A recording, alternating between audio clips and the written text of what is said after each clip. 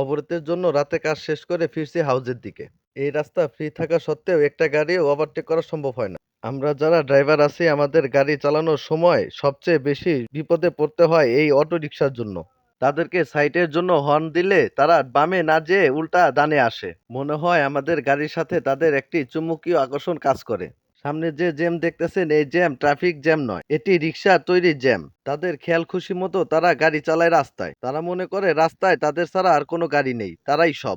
অধিকাংশ রাস্তা তাদের দখলে। হঠাৎ করে মনে পড়ে গেল খালাম্মার কথা। অনেকদিন হলো খালাম্মার বাসায় যাইনি।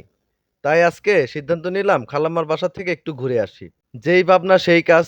খালাম্মাকে না জানিয়ে ঢুকে পড়লাম তার বাসায়। চোরের মতো সিঁড়ি বেয়ে বেয়ে উঠে গেলাম তার বাসায়। বাসায় গিয়ে কলিং বেল দেওয়ার সাথে সাথে দরজা খুলে খালাম্মা আমাকে দেখেই পুরাই অবাক। খালাম্মার বেলকনি থেকে মিরপুরের দৃশ্যটা অনেক সুন্দর লাগে, বিশেষ করে রাতে। এত সুন্দর সময় হালকা হালকা বাতাস থাকলে আর কি লাগে। রাতে খালাম্মার বাসা থেকে ভুরি পোজ করে বের হয়ে পড়লাম। বাসা থেকে বের হয়ে আসলাম গাড়ির কাছে। গাড়ির কাছে এসে দেখি আমার গাড়ির সামনে আরেকটি গাড়ি রেখে দিছে। অনেক কষ্ট করে পিছনের দিকে গিয়ে গাড়িটা নিয়ে বের হয়ে গেলাম। বের হয়ে রওনা দিলাম হাউজের দিকে। যাই বলেন না কেন, আগের থেকে মিরপুর এখন অনেক পরিবর্তন হয়ে গেছে। আমি মিরপুরে না থাকলেও মাঝে মধ্যে কাজের জন্য মিরপুরে আসতে হয়। গাড়ি চালানোর সময় ডান দিকে খেয়াল করে দেখি এক বৃদ্ধ মহিলা হুইল চেয়ারে বসে রাস্তা পার হওয়ার জন্য অপেক্ষা করছে। আমি গাড়ি থামিয়ে বৃদ্ধ মহিলাকে রাস্তা পার হওয়ার সুযোগ করে দিলাম। আপনারাও রাস্তায় এমন লোক দেখলে একটু সাহায্যের হাত বাড়িয়ে দিবেন। এতে করে আপনাদের সময় নষ্ট হবে না, বরং অন্যজনের সাহায্য হবে। কথা বলতে বলতে চলে আসলাম মেন রাস্তায়। কালচি থেকে ইউটার্ন নিয়ে আগাতে লাগলাম হারুন ফ্লাইওভারের দিকে। হারুন ফ্লাইওভার হওয়ার পরের থেকে কালচির চেহারা অনেকটুকুই পরিবর্তন হয়ে গেছে। অনেকক্ষণ হর্ন দেওয়ার পরে গাড়িটা সাইড দিল এবং আমি পাশ কাটিয়ে হারুন ফ্লাইওভারের দিকে উঠছি। হারুন ফ্লাইওভারের বাম দিকে একটু লক্ষ্য করলেই দেখবেন একটি বস্তি আছে। এই বস্তি রাতের মনে হয় চারপাশে আলোর মধ্যে এক টুকরো অন্ধকার, যা দেখতে অন্যরকম লাগে।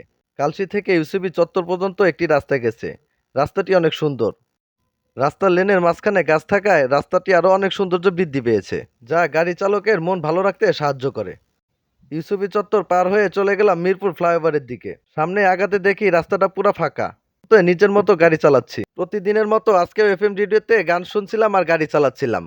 এমন সময় ট্রাফিক সম্প্রচার, যা সবারই জানা থাকা উচিত। প্রিয় চালক বন্ধু, অস্বাভাবিক দ্রুত গতিতে কখনোই গাড়ি চালাবেন না।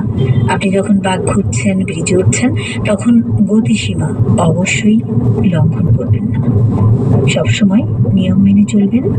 ট্রাফিক আইন, ট্রাফিক সাইনের দিকে সবসময় খেয়াল রাখবেন, তাহলেই সবসময় থাকবেন নিরাপদ।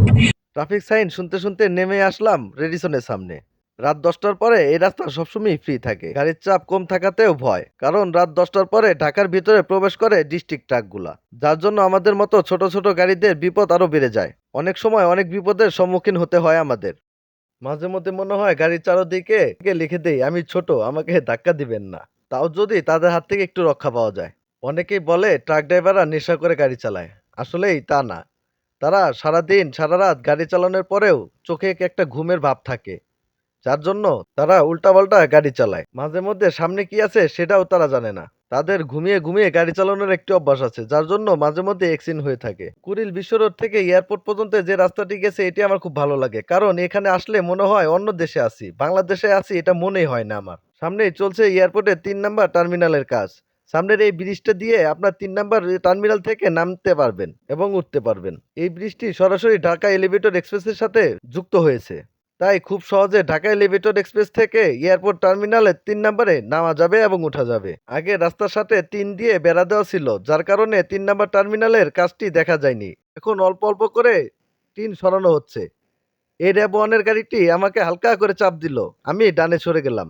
রাস্তায় গাড়ি চালানোর সময় অনেক বিপদ আসবে, তাই বলে মাথা গরম করা যাবে না। মাথা ঠান্ডা করে গাড়ি চালাতে হবে। কখনো পাল্লা দিয়ে গাড়ি চালাবেন না। সবসময় মনে রাখবেন, একটি দুর্ঘটনায় সারা জীবনের কান্না। বিআরটি এর লাইনে গাড়ি না থাকায় ডানে চলে গেলাম। সোজা চলে গেলাম, কোনো গাড়ি নেই। আহ কি শান্তি!